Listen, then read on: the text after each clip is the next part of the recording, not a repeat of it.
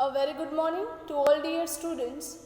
In the last session of our income tax, we discussed the basic few points of income tax like introduction, objectives, levy and collection, etc. Our last topic was levy and collection of income tax, in which we studied the main four bodies who govern and administer the income tax activity of India. Number 1, Income Tax Act 1961. Second, Annual Finance Act, that means budget. Number 3, Income Tax Rules. And number 4, Judgment of Law Courts. From today, we will start with our next topic, that is types of taxes. Generally, taxes are of two types, direct taxes and indirect taxes. In the last session, we discussed the basic meaning of that, but now we will study in detail. Number 1, direct taxes. Those taxes whose burden cannot be shifted to the others. એવો tax કે જેમનું burden એટલે કે એ tax તમે બીજા વ્યક્તિ ઉપર shift કરી શકતા નથી. And the person who pays this directly to the government has to bear it are called indirect taxes. અને જે ટેક્સ તમે ડાયરેક્ટલી ગવર્મેન્ટને પે કરો છો, that means this tax is to be paid directly to the government and the amount of tax cannot be shifted to the other person. Individual or group of individual have to pay such taxes to the government directly. Generally, કોઈ પણ વ્યક્તિ છે અથવા તો group of individual means various form of business organization like sole proprietorship, partnership, company form or HUF એ લોકોએ ગવર્મેન્ટને direct tax pay કરવાનો છે. For example, income tax, wealth tax, gift tax, etc. The example of direct taxes are given, in which wealth tax is given. Generally, nowadays, such tax is abolished by the government. So, our example is income tax, gift tax, etc. Now, let us move towards the merits and demerits of direct taxes. That means advantages and disadvantages of direct taxes. Number 1, advantage of direct taxes. The larger burden of direct taxes fall on the rich people and a poor people with less ability have to bear less burden. Generally, such type of taxes will create more burden on rich people and less burden on poor people. Why? Because rich લોકો કે જેમની income વધુ છે તો એમના પર tax પણ કેવો થશે? વધુ.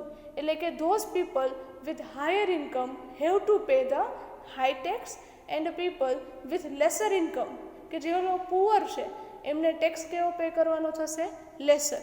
That means કે રીચ લોકો પર બર્ડન ક્રિએટ થશે અને પુઅર પીપલ પર બર્ડન ક્રિએટ થતું નથી. Second point, it is an instrument of reducing inequality of income and wealth. Generally, with the help of direct taxes, you can remove the inequality of income and wealth. એટલે કે તમારી આવક અને સંપત્તિ વચ્ચેની જે ઇનઇક્વાલિટી, ઇમ્બેલેન્સિંગ છે એ તમે ડાયરેક્ટ ટેક્સીસની હેલ્પ લઈને દૂર કરી શકો છો. Number 3, unlike indirect taxes, direct taxes do not cause distortion in the allocation of resources. Generally, જે ડાયરેક્ટ ટેક્સીસ છે જેમ કે ઇન્કમ ટેક્સ છે એમની ઇન્કમથી ગવર્મેન્ટ છે એમની પાસેના જે પણ રિસોર્સિસ છે એમનું અલોકેશન, વહેંચણી છે એ વધુ સારી રીતે કરી શકે છે. Last, revenue elasticity of direct taxes, especially if they are of progressive type, is quite high. Generally જો તમે ધીમે ધીમે ટેક્સીસમાં ઇન્ક્રીઝ કરો છો, વધારો કરો છો અને પ્રોગ્રેસિવ ટાઈપ છે તો એનાથી ગવર્મેન્ટ અને the people of the country both are benefited. Generally, કન્ટ્રીની નેશનલ ઇન્કમ વધુ હશે, જેમ જેમ વધતી જશે એ પ્રમાણે એમના ટેક્સીસની ઇન્કમ પણ કેવી થશે? વધતી જશે. So, these are the four main merits of direct taxes. Now, moving towards the demerits of direct taxes. Number 1, people are aware of their tax liability and so they try to do the tax evasion and tax avoidance. લોકોને ખ્યાલ જ છે કે એમની income આખા વર્ષની કેટલી છે. જો એમની ઇન્કમ વધુ હશે તો એમને ટેક્સ પણ ગવર્મેન્ટને વધુ પે કરવાનો થશે અને એટલે જ કદાચ ગવર્મેન્ટને વધુ ટેક્સ પે ન કરવો પડે એટલા માટે લોકો ઘણી વખત કેટલીક માલ પ્રેક્ટિસીસ છે એ કરે છે, જેમ કે tax evasion. Tax evasion means ટેક્સની ચોરી કરવી. અને ટેક્સ અવોઇડન્સ મીન્સ તમે ટેક્સને અવોઇડ કરો છો, ઇગ્નોર કરો છો. દેટ મીન્સ લોકો કે જેમને ખ્યાલ છે કે એમની ઇન્કમ વધુ છે અને એમને વધુ ટેક્સ પે કરવાનો છે એ લોકો ટેક્સ ઇવેઝન અને ટેક્સ અવોઇડન્સ પણ કરી શકે છે. આ એનો એક ડિસએડવાન્ટેજીસ છે. Second one, it is generally payable in lump sum or in advance which become quite inconvenient. Generally તમે જે ઇન્કમ ટેક્સ ગવર્મેન્ટને પે કરો છો તમારી ઇન્કમ પર એ લમસમ એટલે કે અંદાજિત પે કરો છો, અથવા તો જો તમે એડવાન્સ ટેક્સ પે કરો છો એટલે કે તમે એડવાન્સમાં કોઈ ટેક્સીસ પે કરેલ હોય તો એ તો ઓલવેઝ એક્યુરેટ હશે નહીં, એ હશે ઓલવેઝ લમસમ. તો જેને લીધે તમારી ક્યાંક ને ક્યાંક ટેક્સીસના કેલ્ક્યુલેશન્સમાં પ્રોબ્લેમ ક્રિએટ થશે, એટલે કે inconvenient. It is difficult to calculate such type of calculations. Number 3, another demerit of such taxes is their supposed effect on the will to work and save. લોકોની will means desire, ઈચ્છા. લોકોને ક્યાંક ને ક્યાંક એમની ઈચ્છા પર પણ આ ટેક્સીસની ઇફેક્ટ આવે છે. કઈ રીતે? Let us try to understand. જે લોકોને ખ્યાલ છે કે મારી ઇન્કમ વધુ છે તો મારે વધુ ટેક્સ છે પે કરવો પડશે, દેન સમટાઈમ્સ દે મે થિંક, એવું પણ વિચારી શકે કે એના કરતાં અર્ન છે લેસ કરીએ, ઓછું અર્ન કરશું ઇન્કમ અને એનું સેવિંગ કરશું અને જેથી ટેક્સ પણ ઓછો પે કરવો પડે. એટલે લોકોની કામ કરવાની ઈચ્છા ઉપર પણ આની નેગેટિવ ઇફેક્ટ છે આવી શકે છે. Last point, direct taxes tech અવે the part of the purchasing power of the tax payer and will affect on reducing demand and prices. As you know, you need to pay the direct tax to the government directly. Suppose તમે તમારી income પર tax pay કરો છો ગવર્મેન્ટને 10,000 rupees. તમે 10,000 રૂપીસનો જે tax pay કરો છો એને લીધે તમારા પરચેસિંગ પાવરમાં એટલે તમારી ખરીદ શક્તિ એનાથી શું થઈ જશે? લેસ, ઓછી થઈ જાય છે. અને અલ્ટિમેટલી તમારી પરચેસિંગ પાવરની કેપેસિટી છે એ લેસ થઈ જશે તો એની ઇફેક્ટ તમારા જે પરચેઝ પર છે એના પર પણ પડે છે, એટલે કે તમે ઓછા ગુડ્સ અને સર્વિસીસ છે પરચેઝ કરો છો. એટલે અલ્ટિમેટલી માર્કેટમાં પ્રોડક્ટ્સ અને સર્વિસીસના પ્રાઇઝીસ પર પણ એની ઇફેક્ટ આવે છે. That means direct taxes reduces the purchasing power of the tax payer. લોકોના પરચેસિંગ પાવરમાં શું કરે છે? ઘટાડો. So these are the merits and demerits of direct taxes. Now type number 2, indirect taxes. Indirect taxes are those whose burden can be shifted to the others. આ એવો tax છે કે જેનું બર્ડન, આ ટેક્સ છે એ તમે બીજા પર શિફ્ટ કરી શકો છો. So that those who pay these taxes to the government do not bear the whole burden but pass it on wholly or partly to the others. એટલે આ ટેક્સનું બર્ડન કોઈ એક વ્યક્તિ પર પૂરેપૂરું આવતું નથી, કારણ કે ક્યાંક ને ક્યાંક એ પોતાનું પૂરેપૂરું બર્ડન અથવા તો પાર્ટલી એમાંથી અમુક પર્સન્ટેજનું બર્ડન છે એ બીજી વ્યક્તિ ઉપર શિફ્ટ કરે છે.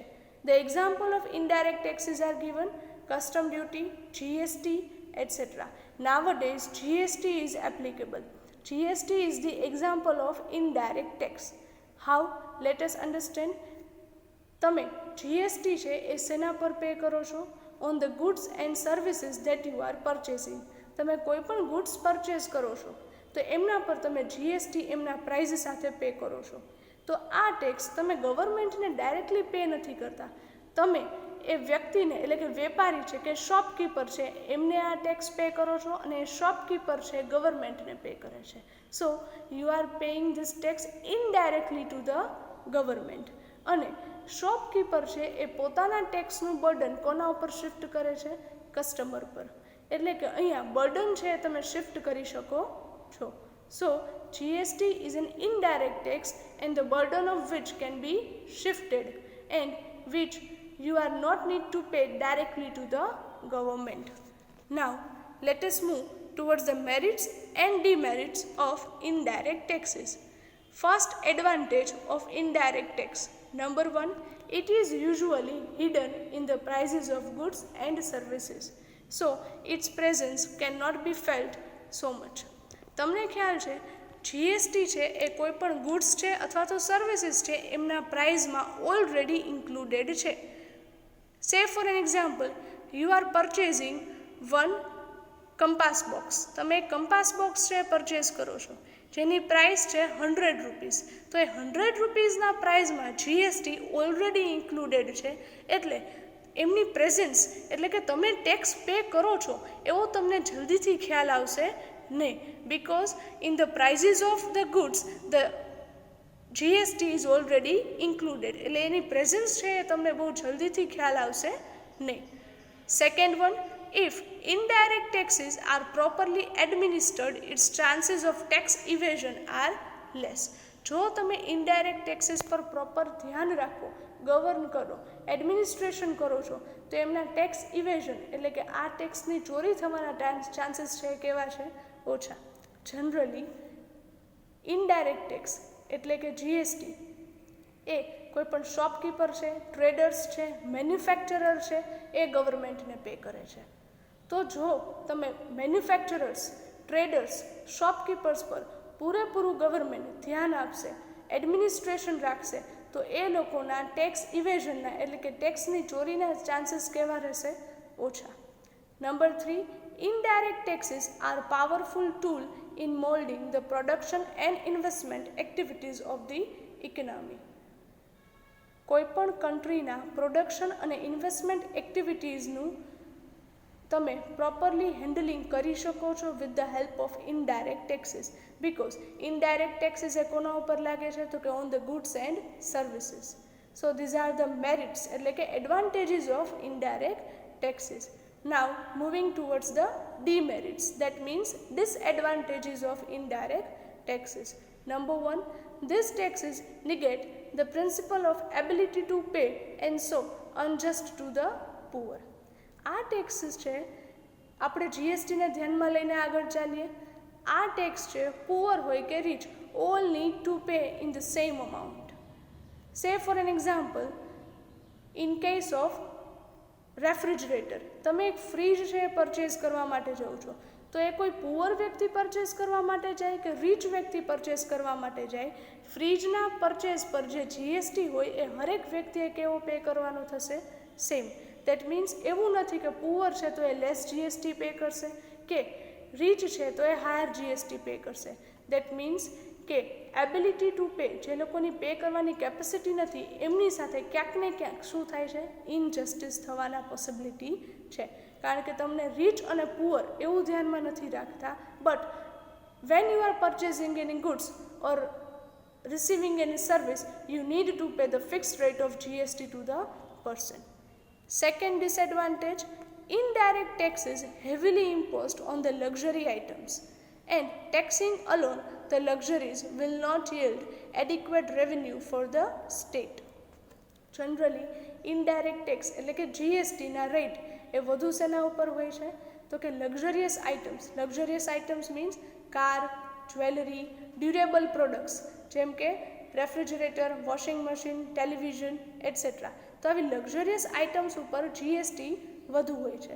તો એ વધુ હોવા છતાં પણ ટેક્સની ઇન્કમ એટલી થઈ શકતી નથી.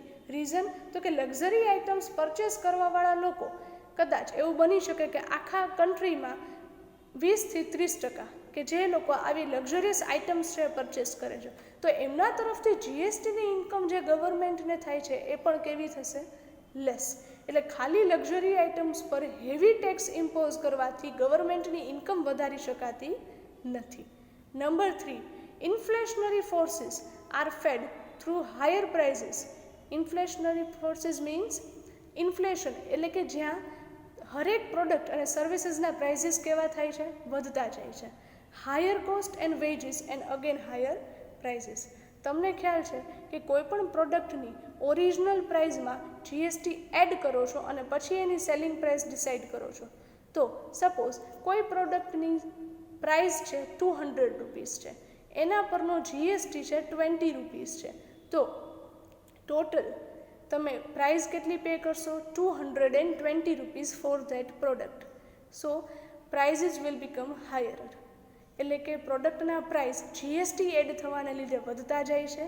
જો પ્રોડક્ટના પ્રાઇસ વધતા જશે તો લોકોના એક્સપેન્સીસ પણ વધતા જશે, અને અગેન એને લીધે ફરી પાછા ક્યાંક ને ક્યાંક આ રોટેશન છે ચાલી રાખે છે. કારણ કે જીએસટી એડ થવાથી પ્રોડક્શનની કોસ્ટ વધશે, પ્રોડક્શનની કોસ્ટ વધવાને લીધે પ્રાઇઝીસ છે એ વધી જશે, પ્રાઇઝીસ વધવાને લીધે લોકો છે એમના એક્સપેન્સ પણ વધી જશે, અને ક્યાંક ને ક્યાંક ફરીથી ક્યાંક ને ક્યાંક એમને લીધે પ્રોડક્ટના પ્રાઇઝીસ ફરી પાછા છે વધતા રહેશે. સો these are the basic disadvantages of indirect taxes. I hope now you are clear with the concept of direct tax and indirect tax. Now, our next topic is schemes of income tax. According to Article 270 of the Constitution of India, levy and collection of taxes on income other than agricultural income is within the purview of the central government. As you know that collection of income tax is the duty of the central government. Central government છે એ તમારી પાસેથી income tax છે એ collect કરે છે. But levy and collection, levy means to impose and collection means to collect. તમે જ્યારે income tax collect કરો છો ત્યારે અહીંયા એક વર્ડ યુઝ કરેલ છે other than agricultural income. Why? Here is it written generally agricultural income is an exempted income. Agricultural income એ એક્ઝેમ્પ્ટેડ ઇન્કમ છે, એટલે કે ટેક્સ ફ્રી ઇન્કમ છે. જો તમે એગ્રીકલ્ચર એટલે કે ખેતી મારફત કોઈ પણ ઇન્કમ અર્ન કરો છો તો એ ઇન્કમના અમાઉન્ટ ગમે તેટલા હોય, તમારે એના પર કોઈ જ ટેક્સ ગવર્મેન્ટને પે કરવાનો નથી. So agricultural income is the tax free income. તો તમે ગવર્મેન્ટને જ્યારે ઇન્કમ ટેક્સ પે કરો છો ત્યારે પે કરતી વખતે એમની કેલ્ક્યુલેશન અને પ્રોસેસ એ શું છે એ અહીંયા એક્સપ્લેન કરેલ છે. Here the process is given. Point number 1. Now student must be conscious and try to understand. Number 1, a person whose total taxable income in previous year 1920, as you know current year અત્યારે ચાલે છે 2020-21, તો 2020-21 માટે previous year એટલે કે એમની આગળનું વર્ષ એ કયું થશે? 2019-20 exceeds the exemption limit. exemption limit means કે જ્યાં સુધી તમે એ લિમિટ સુધીની ઇન્કમ અર્ન કરો છો ત્યાં સુધી તમારે ગવર્મેન્ટને ટેક્સ છે પે કરવાનો નથી. અત્યારે એક્ઝેમ્પશન લિમિટ છે 2,50,000 રૂપીસ, એટલે કે જ્યાં સુધી તમે 2,50,000 સુધીની ઇન્કમ આખા વર્ષમાં અર્ન કરો છો ત્યાં સુધી તમારે ગવર્મેન્ટને ટેક્સ પે કરવાનો નથી. But if your income is greater than 2,50,000 rupees, then you need to pay the tax to the government. Prescribed in the Finance Act is liable to income tax during the current assessment year 2020-21. તમને ખ્યાલ જ છે current year ચાલે છે 2020-21. Current યરને આપણે કહીએ છીએ assessment year in the language of income tax. Income ટેક્સની ભાષામાં કરંટ યરને આપણે કહીએ છીએ અસેસમેન્ટ યર, જે છે 2020-21, અને એમના માટે પ્રીવિયસ યર છે 2019-20. તો 2019-20 તમારા પ્રીવિયસ યરમાં જો તમારી ઇન્કમ 2,50,000 રૂપીસ એટલે કે એક્ઝેમ્પશન લિમિટથી વધશે તો તમારે ગવર્મેન્ટને એ ઇન્કમ પર ટેક્સ પે કરવાનો છે. I hope you understand this. Now point number 2. The total income of the assessee means the person who need to pay the taxpayer, is computed with reference to his residential status. કોઈ પણ વ્યક્તિએ tax payer એટલે કે જે વ્યક્તિ tax pay કરે છે એમને ટોટલ ઇન્કમ કેલ્ક્યુલેટ કરતા પહેલાં એમનું રેસિડેન્શિયલ સ્ટેટસ છે નક્કી કરવાનું છે. What is residential status? Generally residential status એ કોઈપણ વ્યક્તિ ઇન્ડિયામાં કેટલા ડેઝ એટલે કે દિવસો સ્પેન્ડ કરે છે એમના પરથી ડિસાઇડ થાય છે. IT Act has given the conditions of a resident, ordinary resident and non-resident. That means તમે જ્યારે ઇન્કમ નક્કી કરો છો ત્યારે પહેલાં શું નક્કી કરશો? તમારું રેસિડેન્શિયલ સ્ટેટસ. અને રેસિડેન્શિયલ સ્ટેટસ છે એ 3 ટાઈપના છે. Number 1 resident, second ordinary resident અને થર્ડ નન રેસિડન્ટ. તમે કયા ટાઈપમાં આવો છો એ ડિસાઇડ કરી અને પછી તમારે ફર્ધર પ્રોસેસ કરવાની છે. સો પહેલાં તો પોઈન્ટ નંબર 1 શું છે? તમારી એક્ઝેમ્પશન લિમિટ તમે જુઓ છો. થર્ડ તમારું રેસિડેન્શિયલ સ્ટેટસ નક્કી કરો છો. Now next, income tax is calculated on the total income of the assessee is founded by clubbing. Clubbing means adding all 5 sources of income. કોઈપણ વ્યક્તિની ટોટલ ઇન્કમ ફાઇન્ડ આઉટ કઈ રીતે કરશો? તો કે કોઈપણ વ્યક્તિની ટોટલ ઇન્કમ ટેક્સના પ્રમાણમાં એને 5 હેડ્સમાં ડિવાઈડ કરેલ છે. In income tax total income is divided into 5 heads. અલગ અલગ 5 પ્રકારમાં એમને ડિવાઈડ કરેલ છે. એ 5 હેડ્સ છે અહીંયા તમને બ્રેકેટમાં આપેલા છે. Income from salary, income from house property, income from business or profession, income from capital gain and income from other sources. આ 5 હેડ્સમાં જે પણ ઇન્કમ આવતી હોય એ બધાનો તમે અહીંયા શું કરો છો? ટોટલ.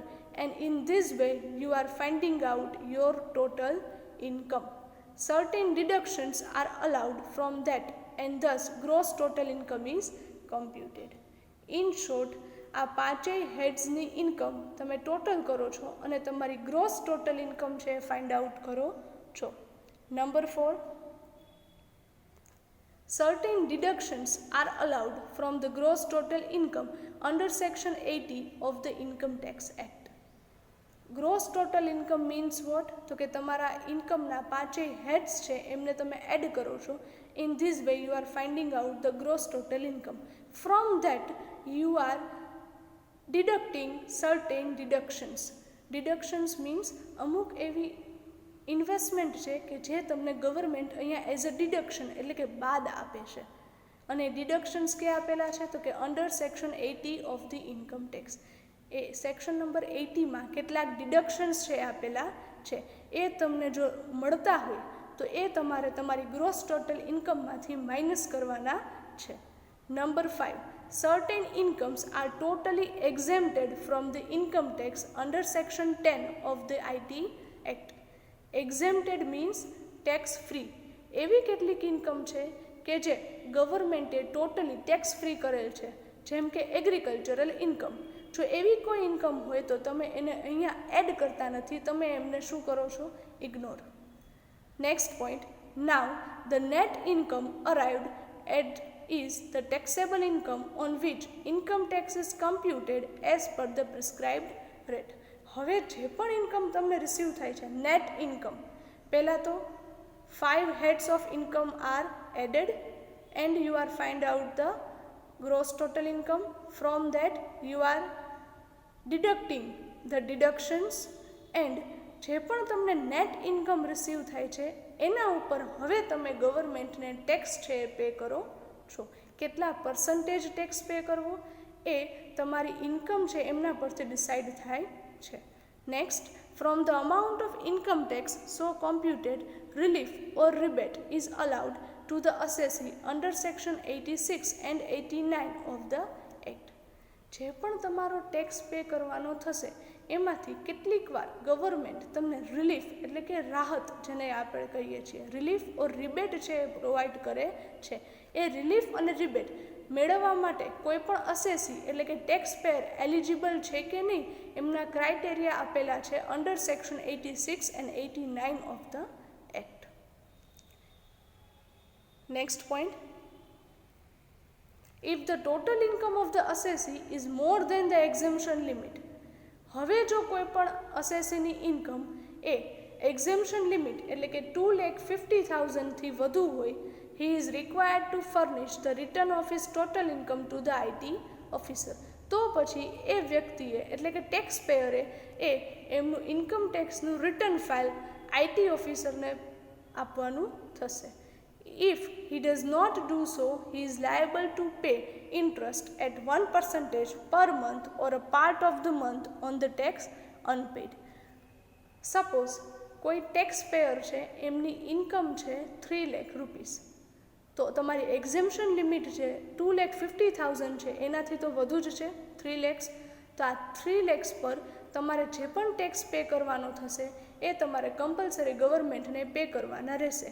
જો તમે પે નથી કરતા, તમે તમારું રિટર્ન ફાઇલ એટલે કે ટેક્સ પે નથી કરતા, then you are liable to pay interest at 1% per month. તો પછી તમારે હરેક મહિનાનું 1% રીતે ઇન્ટરેસ્ટ છે એ ટેક્સ પરનું તમારે ગવર્મેન્ટને પે કરવાનું થશે. જેટલું લેટ પે કરશો એટલું તમારે ઇન્ટરેસ્ટ પે કરવાનું થશે. સપોઝ તમે 3 months લેટ તમારો ટેક્સ છે એ પે કરો છો, તો તમારે 3 monthsનું ઇન્ટરેસ્ટ પણ ટેક્સમાં એડ કરીને ગવર્મેન્ટને પે કરવાનું થશે. Last point, on the basis of return filed by the assessee, the income tax officer assess the total income.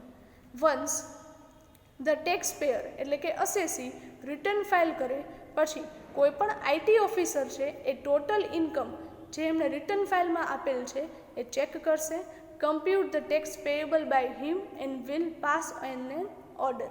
અને પછી એમના ઉપર કરેક્ટ ટેક્સ છે કે નહીં કેલ્ક્યુલેટ કરેલ અને પે કરેલ છે કે નહીં એ ડિસાઇડ કરી ફર્ધર ઓર્ડર છે એ પાસ ઓન કરે છે. So this is the basic process of calculating and paying the income tax. Again we will revise it. Number 1, પહેલાં તો તમારી ઇન્કમ છે એ તમારી એક્ઝેમ્પશન લિમિટથી વધુ હોવી જોઈએ, તો જ તમારે ટેક્સ પે કરવાનો થશે. સેકન્ડ, તમારે પહેલાં તમારું રેસિડેન્શિયલ સ્ટેટસ છે એ ડિસાઇડ કરવાનું છે. થર્ડ, તમારી ટોટલ ઇન્કમ છે એને ફાઇન્ડ આઉટ કરવાની છે બાય એડિંગ ઓલ 5 હેટ્સ. એ ટોટલ ઇન્કમમાંથી તમારે કેટલાક ડિડક્શન્સ છે એ માઇનસ કરવાના છે, અને પછી જે ઇન્કમ રિસીવ થાય છે એના ઉપર તમારે ગવર્મેન્ટને ટેક્સ પે કરવાનો છે. હા, કોઈ એક્ઝેમ્પ્ટેડ ઇન્કમ છે એટલે કે ટેક્સ ફ્રી ઇન્કમ છે તો એ તમારે એમાંથી રિમૂવ કરવાની થશે.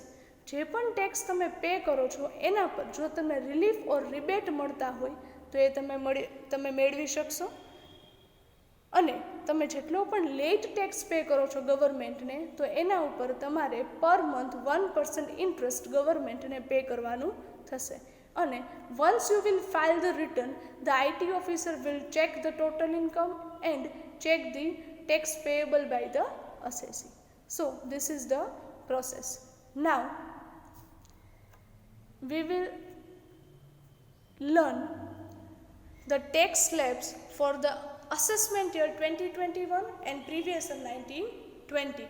તમને ખ્યાલ છે કરંટ યર એટલે કે અસેસમેન્ટ યર કયું છે 2020-21, તો એમના માટેનું પ્રીવિયસ યર થશે 2019-20. તો અત્યારે કરંટ ઇન્કમ ટેક્સના સ્લેબ કયા છે અને કઈ રીતે છે એ મેન્શન કરેલ છે for the general tax payers below 60 years. એટલે કે એ વ્યક્તિ કે જે બિલો 60 years છે તો એને આપણે કહીએ છીએ જનરલ ટેક્સ પેયર્સ. તો એ ટેક્સ કેટલા પે કરે છે? Here the table is given. First column is for income slabs and second is for tax rate. Up to rupees 2,50,000 તમારી exemption limit. Students, try to understand. તમારી exemption limit શું છે? 2,50,000. એટલે કે જ્યાં સુધી 2,50,000 ઇન્કમ છે ત્યાં સુધી ટેક્સનો રેટ શું છે? નીલ, 0 રેટ. નેક્સ્ટ, જો તમારી ઇન્કમ 2,50,000 થી લઈ 5 લાખ સુધીની છે એટલે કે 2.5 લાખથી 5 લાખની વચ્ચે જો તમારી ઇન્કમ છે તો એના પરના ટેક્સ રેટ છે 5%. Third slab, if your income is more than 5 lakhs but less than 10 lakhs એટલે કે 5 થી 10 લાખની વચ્ચે જો તમારી ઇન્કમ છે તો એના પરના ટેક્સ રેટ છે 20%. And last slab, if your income is above 10 lakhs જો તમારી ઇન્કમ 10 લાખથી વધુ છે તો એના પરના ટેક્સના રેટ છે 30%. આ જે ઇન્કમ ટેક્સના સ્લેબ છે એ જનરલ ટેક્સ પેયર માટે છે. સિનિયર સિટીઝન એટલે કે above 60 years and super senior citizen એટલે કે અબવ 80 યર્સ એમના માટેના ટેક્સના સ્લેબ છે અલગ છે. I hope you are clear with the basic understanding and process of paying income tax to the government. Must remember this table for your further purpose. Here with this we are concluding with the session of today. Students, note down in your book the types of taxes and process of paying tax and this table of tax slabs. Okay, thank you so much and have a nice day.